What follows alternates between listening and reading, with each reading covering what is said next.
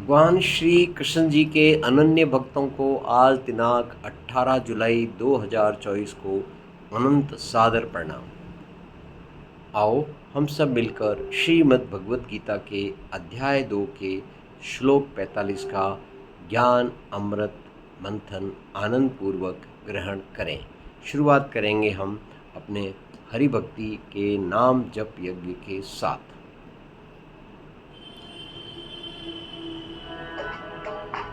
ओम नमो भगवते वासुदेवाय नमः।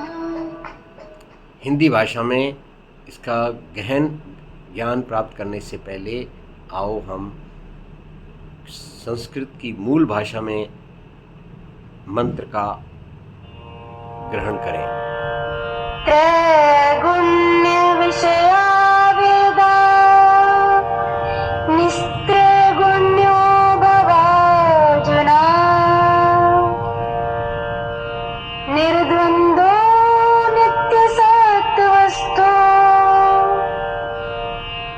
निरयोगक्षेम आत्मवान्। त्रैगुण्यः विषयाः वेदाः निस्त्रैगुण्यः भव अर्जुन निर्द्वन्द्वः नित्यसत्त्वस्थः निर्योगक्षेम भव आत्मवान। आइए हिंदी में समझें। हे अर्जुन, तू वेद के तीनों गुणों से रहित और निर्द्वंद हो जा और नित्य सत तत्व में स्थित होकर योग क्षेम को न चाहते हुए परमात्मा में स्थित हो जा।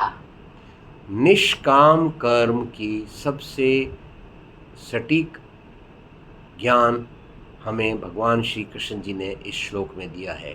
आओ हम इसकी व्याख्या को समझें हिंदी में। वेद पुराणों में सतोगुण, रजोगुण और तमोगुण की चर्चा हर तरफ मिलती है।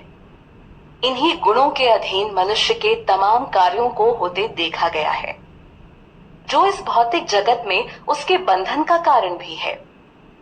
व्यक्ति की बुद्धि में इनमें से किसी एक गुण की अधिकता होती है। बाकी गुण भी थोड़ी थोड़ी मात्रा में होते हैं, पर किसी एक की अधिकता रहती है।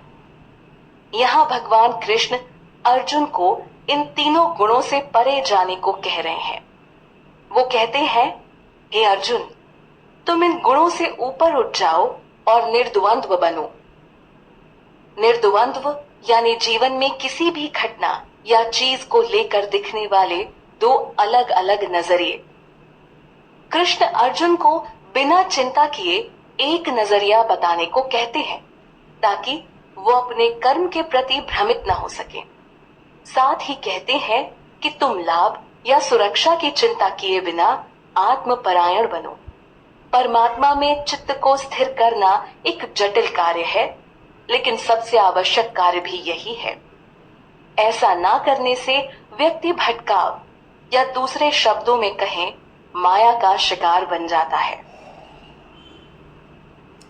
इस विषय पर श्रीमद् भगवद गीता में अध्याय 2 के श्लोक 38, अध्याय 7 के श्लोक 15 और अन्य स्थानों में जैसे अध्याय 2 के ज्ञान मंत्र नंबर 15 में भी इसका उल्लेख आया है।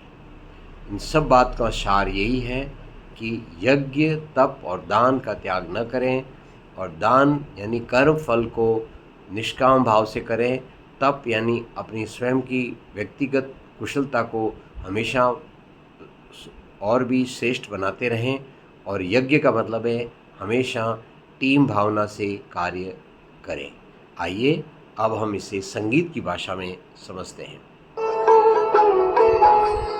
वेद त्रिगुणों के विषय तुम गुणातीत महान हो। तज योग क्षेम व द्वंद्व सत्वस्थ आत्मा